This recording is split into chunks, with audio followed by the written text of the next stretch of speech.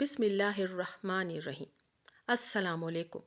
سیرت النبی صلی اللہ علیہ وآلہ وسلم، قسط نمبر 21۔ رسول اللہ صلی اللہ علیہ وآلہ وسلم کے چچا ابو لہب کا عبرت ناک انجام۔ سورہ لہب کے نازل ہونے کے چند سال بعد جنگ بدر میں جب قریش کے اکثر بڑے بڑے سردار قتل ہوئے تو ابو لہب کو اس قدر دکھ ہوا کہ 7 دن سے زیادہ زندہ نہ رہ سکا۔ اسے متعدی قسم کی بیماری لگی تھی، اس لیے گھر والوں نے بھی اسے چھوڑ دیا۔ مرنے کے بعد بھی 3 دن تک اس کی میت گھر میں پڑی رہی۔ بدبو پھیلنے لگی تو اس کے بیٹے نے چند حبشیوں کو بلا کر ابو لہب کو دفنا دیا۔ ابو لہب رسول اللہ صلی اللہ علیہ وآلہ وسلم کا چچا تھا، جو تا وقت وفات مشرک رہا۔ اس کا اصل نام عبد العزی اور اس کی کنیت ابو قتبہ تھی۔ حسن اور چہرے کی چمک کی وجہ سے عبد العزیٰ کی دوسری کنیت ابو لہب ہو گئی تھی۔ آپ صلی اللہ علیہ وآلہ وسلم کا حقیقی چچا تھا، مگر نبی کریم صلی اللہ علیہ وآلہ وسلم کا سخت دشمن تھا۔ اس کی بیوی ام جمیل بنت حرب، جو ابو سفیان کی بہن تھی، وہ شوہر سے بھی زیادہ رسول اللہ صلی اللہ علیہ وآلہ وسلم کی دشمن تھی، اور آپ کے نبی بنائے جانے کے بعد جب تک یہ دونوں میاں بیوی زندہ رہے، انہوں نے آپ صلی اللہ علیہ وآلہ وسلم کو تکلیف پہنچانے میں کوئی کسر نہیں چھوڑی۔ آپ کی 2 بیٹیاں ان کے 2 بیٹوں عتبہ اور عتیبہ کے نکاح میں تھیں۔ آج کی ویڈیو میں ہم آپ کو ابو لہب کے مظالم کے بارے میں بتائیں گے جو اس نے چچا ہونے کے باوجود نبی کریم صلی اللہ علیہ وآلہ وسلم پر ڈھائے۔ ابو لہب کے ایسے کون سے مظالم تھے کہ اللہ تعالیٰ نے اس پر لعنت فرمائی اور اس پر لعنت کی مکمل ایک صورت قرآن پاک میں اتاری۔ اس ویڈیو میں ابو لہب سے جڑے چند ایسے حقائق کے بارے میں آپ کو بتائیں گے جو شاید ہی آپ نے اس سے پہلے سنے ہوں۔ واقعے کا آغاز کرنے سے پہلے آپ سے درخواست ہے، اگر آپ ہمارے وائس آف بنت جمیلہ کی ویڈیو پہلی بار دیکھ رہے ہیں اور ابھی تک آپ نے ہمارا چینل سبسکرائب نہیں کیا تو ابھی ہمارا چینل سبسکرائب کیجیے، ساتھ ہی لگے بیل کے بٹن کو بھی پریس کیجیے تاکہ آپ کو مستقبل میں ہماری اپلوڈ ہونے والی مزید ویڈیو کا نوٹیفیکیشن ملتا رہے۔ دوستو، یہ بات یاد رکھنے کی ہے کہ قرآن پاک میں سورہ لہب ایک ہی مقام ہے جہاں دشمنان اسلام کے کسی شخص کا نام لے کر اس کی مذمت کی گئی۔ حالانکہ مکہ میں بھی اور ہجرت کے بعد مدینہ میں بھی بہت سے لوگ ایسے تھے جو اسلام اور محمد صلی اللہ علیہ وآلہ وسلم کی عداوت میں ابو لہب سے کسی طرح کم نہ تھے۔ سوال یہ ہے کہ اس شخص کی وہ کیا خصوصیت تھی جس کی بنا پر اس کا نام لے کر اس کی مذمت کی گئی؟ اس بات کو سمجھنے کے لیے ضروری ہے کہ اس وقت کے عربی معاشرے کو سمجھا جائے اور اس میں ابو لہب کے کردار کو دیکھا جائے۔ قدیم زمانے میں چونکہ پورے ملک عرب میں ہر طرف بے امنی، غارت گری اور طوائف الملوکی پھیلی ہوئی تھی، اور صدیوں سے حالت یہ تھی کہ کسی شخص کے لیے اس کے اپنے خاندان اور خونی رشتہ داروں کی حمایت کے سوا جان و مال اور عزت آبرو کے تحفظ کی کوئی ضمانت نہ تھی۔ اس لیے عربی معاشرے کی اخلاقی قدروں میں صلہ رحمی یعنی رشتہ داروں کے ساتھ حسن سلوک کو بڑی اہمیت حاصل تھی، اور قطع رحمی کو بہت بڑا گناہ سمجھا جاتا تھا۔ عرب کی انہی روایات کا یہ اثر تھا کہ محمد صلی اللہ علیہ وآلہ وسلم جب اسلام کی دعوت لے کر اٹھے تو قریش کے دوسرے خاندانوں اور ان کے سرداروں نے تو محمد صلی اللہ علیہ وآلہ وسلم کی شدید مخالفت کی، مگر بنی ہاشم اور بنی عبد المطلب ہاشم کے بھائی مطلب کی اولاد نے نہ صرف یہ کہ آپ کی مخالفت نہیں کی بلکہ وہ کھلم کھلا آپ کی حمایت کرتے، حالانکہ ان میں سے اکثر لوگ آپ کی نبوت پر ایمان نہیں لائے تھے۔ قریش کے دوسرے خاندان خود بھی رسول اللہ صلی اللہ علیہ وآلہ وسلم کے ان خونی رشتہ داروں کی حمایت کو عرب کی اخلاقی روایات کے عین مطابق سمجھتے تھے۔ اسی وجہ سے انہوں نے کبھی بنی ہاشم اور بنی عبد المطلب کو یہ طعنہ نہیں دیا کہ تم ایک دوسرا دین پیش کرنے والے شخص کی حمایت کر کے اپنے باپ دادا کے دین سے مخالف ہو گئے ہو۔ وہ اس بات کو جانتے اور مانتے تھے کہ وہ اپنے خاندان کے ایک فرد کو وہ کسی حالت میں اس کے دشمنوں کے حوالے نہیں کر سکتے، اور ان کا اپنے عزیز کی حمایت کرنا قریش اور اہل عرب سب کے نزدیک بالکل ایک فطری امر تھا۔ اسی اخلاق اصول کو، جسے زمانہ جاہلیت میں بھی عرب کے لوگ واجب الاحترام سمجھتے تھے، صرف ایک شخص نے اسلام دشمنی میں توڑ ڈالا، اور وہ تھا ابو لہب بن عبد المطلب۔ یہ محمد صلی اللہ علیہ وآلہ وسلم کا چچا تھا۔ محمد صلی اللہ علیہ وآلہ وسلم کے والد ماجد اور یہ ایک ہی باپ کے بیٹے تھے۔ عرب میں چچا کو باپ کی جگہ سمجھا جاتا ہے، خصوصاً جب بھتیجے کا باپ وفات پا چکا ہو۔ عربی معاشرے میں چچا سے توقع کی جاتی تھی کہ وہ بھتیجے کو اپنی اولاد کی طرح عزیز رکھے گا، لیکن اس شخص نے اسلام کی دشمنی اور کفر کی محبت میں ان تمام عربی روایات کو پامال کر دیا۔ ابن عباس سے متعدد سندوں کے ساتھ یہ روایت محدثین نے نقل کی ہے کہ جب محمد صلی اللہ علیہ وآلہ وسلم کو دعوت عام پیش کرنے کا حکم دیا گیا اور قرآن مجید میں یہ ہدایت نازل ہوئی کہ آپ اپنے قریب ترین عزیزوں کو سب سے پہلے خدا کے عذاب سے ڈرائیں، تو آپ نے صبح سویرے کوہ صفا پر چڑھ کر بلند آواز سے پکارا، یا صباح ہائے صبح کی آخر۔ یاد رہے کہ عرب میں یہ صدا وہ شخص لگاتا ہے جو صبح کے جھٹپٹ میں کسی دشمن کو اپنے قبیلے پر حملہ کرنے کے لیے آتا دیکھ لیتا ہے۔ نبی کریم صلی اللہ علیہ وآلہ وسلم کی آواز سن کر لوگوں نے دریافت کیا، کون پکار رہا ہے؟ بتایا گیا، یہ محمد صلی اللہ علیہ وآلہ وسلم کی آواز ہے۔ اس پر قریش کے تمام خاندان کے لوگ آپ کی طرف دوڑ پڑے۔ جو خود آ سکتا تھا وہ خود آیا، جو نہ آ سکتا تھا اس نے اپنی طرف سے کسی کو بھیج دیا۔ جب سب جمع ہو گئے تو آپ صلی اللہ علیہ وآلہ وسلم نے قریش کے ایک ایک خاندان کا نام لے کر پکارا، اے بنی ہاشم، اے بنی عبد المطلب، اے بنی فہر، اے بنی فلاں، اے بنی فلاں۔ اگر میں تمہیں یہ بتاؤں کہ پہاڑ کے پیچھے ایک لشکر تم پر حملہ کرنے کے لیے تیار ہے تو تم میری بات سچ مانو گے؟ لوگوں نے کہا، ہاں، ہمیں کبھی تم سے جھوٹ سننے کا تجربہ نہیں ہوا۔ آپ صلی اللہ علیہ وآلہ وسلم نے فرمایا، تو میں تمہیں خبردار کرتا ہوں، آگے سخت عذاب آ رہا ہے۔ اس پر قبل اس کے اگر کوئی اور بولتا، محمد صلی اللہ علیہ وآلہ وسلم کے اپنے چچا ابو لہب نے کہا، ستیہ ناس جائے تیرا، کیا اس لیے تو نے ہمیں جمع کیا تھا؟ ایک روایت میں یہ بھی ہے کہ اس نے پتھر اٹھایا تاکہ محمد صلی اللہ علیہ وآلہ وسلم پر کھینچ مارے۔ ابن زید کی روایت ہے کہ ابو لہب نے محمد صلی اللہ علیہ وآلہ وسلم سے ایک روز پوچھا، اگر میں تمہارے دین کو مانوں تو مجھے کیا ملے گا؟ آپ نے فرمایا، جو اور سب ایمان لانے والوں کو ملے گا۔ اس نے کہا، میرے لیے کوئی فضیلت نہیں؟ محمد صلی اللہ علیہ وآلہ وسلم نے فرمایا، اور اب اور کیا چاہتے ہیں؟ اس پر وہ بولا، ناس جائے اس دین کا جس میں میں اور دوسرے لوگ برابر ہوں۔ کہتے ہیں کہ مکہ میں ابو لہب محمد صلی اللہ علیہ وآلہ وسلم کا قریب ترین ہمسایہ تھا۔ دونوں کے گھر ایک دیوار کے بیچ واقع تھے۔ اس کے علاوہ حکم بن عاص مروان کا باپ، عقبہ بن ابی معیط بن خمرہ اور ابن صدر حضلی بھی آپ کے ہمسائے تھے۔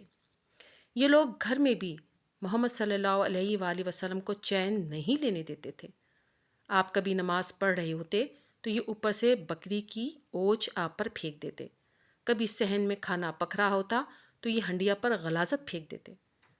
محمد صلی اللہ علیہ وآلہ وسلم باہر نکل کر ان لوگوں سے فرماتے، اے بنی عبد مناف، یہ کیسی ہمسائیگی ہے؟ ابو لہب کی بیوی ام جمیل نے تو یہ مستقل وتیرہ ہی اختیار کر رکھا تھا کہ راتوں کو آپ کے گھر کے دروازے پر خاردار جھاڑیاں لا کر ڈال دیتی تاکہ صبح سویرے آپ یا آپ کے بچے باہر نکلیں تو کوئی کانٹا پاؤں میں چبھ جائے۔ یاد رہے کہ نبوت سے پہلے محمد صلی اللہ علیہ وآلہ وسلم کی دو صاحبزادیاں ابو لہب کے بیٹے عتبہ اور عتیبہ سے بیائی ہوئی تھیں۔ اظہار نبوت کے بعد جب محمد صلی اللہ علیہ وآلہ وسلم نے اسلام کی طرف دعوت دینی شروع کی تو اس شخص نے اپنے دونوں بیٹوں سے کہا، میرے لیے تم سے ملنا حرام ہے اگر تم محمد صلی اللہ علیہ وآلہ وسلم کی بیٹیوں کو طلاق نہ دے دو۔ چنانچہ دونوں نے طلاق دے دی، اور عتیبہ تو جہالت میں اس قدر آگے بڑھ گیا کہ ایک روز نبی کریم صلی اللہ علیہ وآلہ وسلم کے سامنے آ کر اس نے کہا، میں انکار کرتا ہوں، اور یہ کہہ کر اس نے محمد صلی اللہ علیہ وآلہ وسلم کی طرف تھوکا جو آپ پر نہیں پڑا۔ آپ صلی اللہ علیہ وآلہ وسلم نے فرمایا، خدا اس پر اپنے کتوں میں سے ایک کتے کو مسلط کر دے۔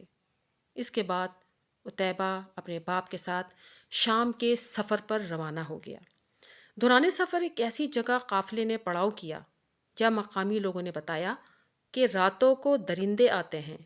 ابو لہب نے اپنے قریبی ساتھی اہل قریش سے کہا، میری بیٹی کی حفاظت کا کچھ انتظام کرو کیونکہ مجھے محمد صلی اللہ علیہ وآلہ وسلم کی بد دعا کا خوف ہے۔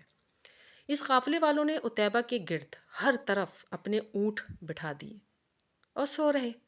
رات کو ایک شیر آیا اور اونٹوں کے حلقے میں سے گزر کے اس نے عتیبہ کو پھاڑ کھایا۔ یہاں آپ کو بتاتے چلیں کہ کچھ روایات میں یہ اختلاف ہے۔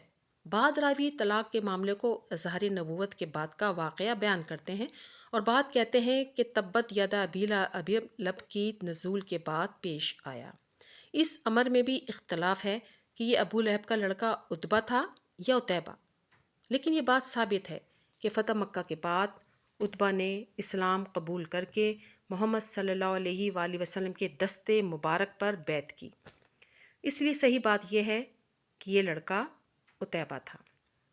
ابو لہب کی سب سے خبث نفسی کا یہ عالم تھا کہ جب محمد صلی اللہ علیہ وآلہ وسلم کے صاحبزادے قاسم بن محمد کے بعد دوسرے صاحبزادے عبداللہ بن محمد کا بھی انتقال ہو گیا تو یہ اپنے بھتیجے کے غم میں شریک ہونے کے بجائے خوشی خوشی دوڑا قریش کے سرداروں کے پاس پہنچا اور ان کو خبر دی کہ لوگو، آج محمد بے نام و نشان ہو گئے، نعوذ باللہ۔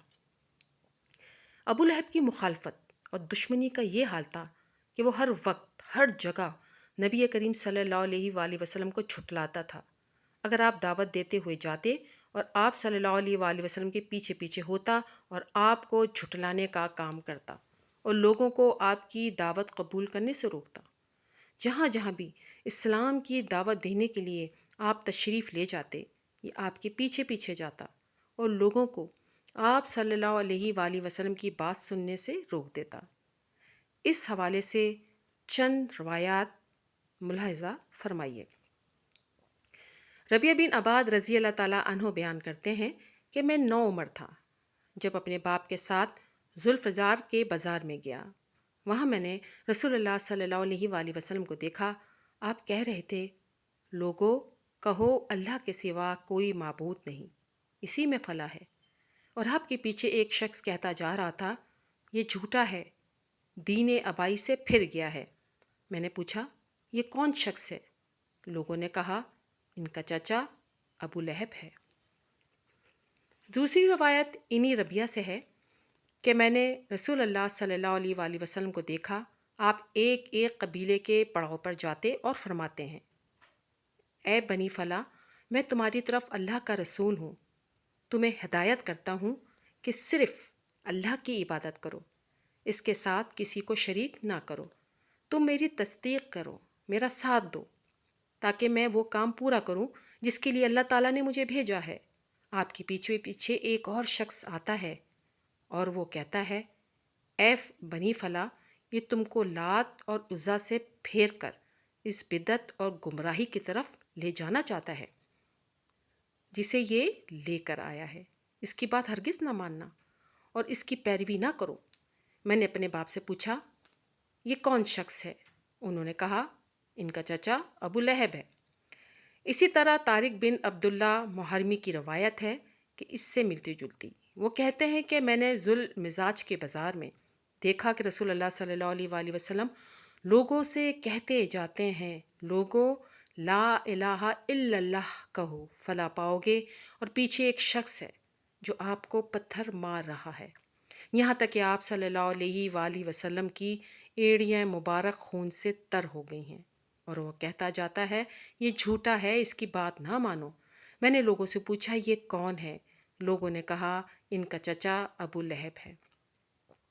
نبوت کے 7ویں سال جب قریش کے تمام خاندانوں نے بنی ہاشم اور بنی عبد المطلب کا معاشرتی اور معاشی بائیکاٹ کیا، اور یہ دونوں خاندان رسول اللہ صلی اللہ علیہ وآلہ وسلم کی حمایت پر صادم قدمی رہتے ہوئے شیب ابی طالب میں محصور ہو گئے، تو تنہا یہی ابو لہب تھا جس نے اپنے خاندان کا ساتھ دینے کے بجائے کفار قریش کا ساتھ دیا۔ یہ بائیکاٹ 3 سال تک جاری رہا۔ اس دوران میں بنی ہاشم اور بنی عبد المطلب پر فاقوں کی نوبت آ گئی، مگر ابو لہب کا یہ حال تھا کہ جب مکہ میں کوئی تجارتی قافلہ آتا اور شیب ابی طالب کے محصور ان میں سے کوئی خوراک کا سامان خریدنے کے لیے ان کے پاس آتا تو یہ تاجروں سے پکار کر کہتا کہ ان سے اتنی قیمت مانگو کہ یہ خرید نہ سکے، تو میں جو خسارہ بھی ہوگا اسے میں پورا کر دوں گا۔ چنانچہ وہ بے تحاشا قیمت طلب کر دیتے اور خریدار بیچارہ اپنے بھوک سے تڑپتے ہوئے بال بچوں کے پاس خالی ہاتھ لوٹ جاتا۔ پھر ابو لہب انہیں تاجروں سے وہی چیزیں بازار کے بھاؤ خرید لیتا۔ یہ شخص کی حرکات تھیں جس کی بنا پر سورت میں نام لے کر اس کی مذمت کی گئی۔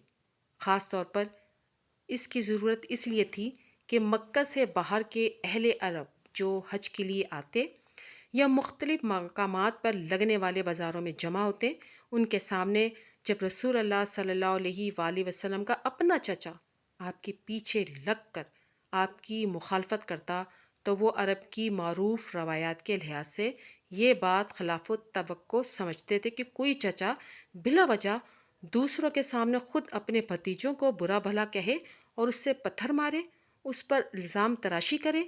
اسی وجہ سے وہ ابو لہب کی بات سے متاثر ہو کر رسول اللہ صلی اللہ علیہ وآلہ وسلم کے بارے میں شک میں پڑ جاتے۔ مگر جب یہ صورت نازل ہوئی، ابو لہب کے غصے میں بھپر کر اول فول پکنا شروع کر دیا، تو لوگوں کو معلوم ہو گیا کہ رسول اللہ کی مخالفت میں اس شخص کا قول قابل اعتبار نہیں، کیونکہ یہ اپنے بھتیجے کی دشمنی میں دیوانہ ہو رہا ہے۔ اس کے علاوہ نام لے کر جب آپ صلی اللہ علیہ وآلہ وسلم کے چچا کی مذمت کی گئی تو لوگوں کی یہ توقع ہمیشہ کے لیے ختم ہو گئی کہ رسول اللہ صلی اللہ علیہ وآلہ وسلم دین کے معاملے میں کسی کا لحاظ کر کے کوئی مداخلت بن سکتے ہیں۔ جب اعلانیہ رسول اللہ کے اپنے چچا کی خبر لے ڈالی تو لوگ سمجھ گئے کہ یہاں کسی شے کی گنجائش نہیں۔ غیر اپنا ہو سکتا ہے اگر ایمان لے آئے، اور اپنا غیر ہو جاتا ہے اگر کفر کرے۔ اس معاملے میں فلاں ابن فلاں کوئی چیز نہیں۔ یاد رہے کہ ہمارے پیارے آقا نبی کریم صلی اللہ علیہ وآلہ وسلم اللہ تعالیٰ کے محبوب ترین ہستی ہیں، اور جب کوئی اللہ کا محبوب کو ستائے تو اللہ تعالیٰ کا ایسے شخص پر جو غصہ ہونا چاہیے اس کا اندازہ لگانا ہمارے لیے مشکل ہے، لیکن دل اللہ کے اسی غیظ و غضب کی ایک جھلک اس صورت میں دیکھنے کو ملتی ہے جس میں اللہ تعالیٰ نے اپنے حبیب سے دشمنی کرنے والے پر لعنت و پھٹکار فرمائی اور ہمیشہ کی بدبختی کو اس کا مقدر کر دیا۔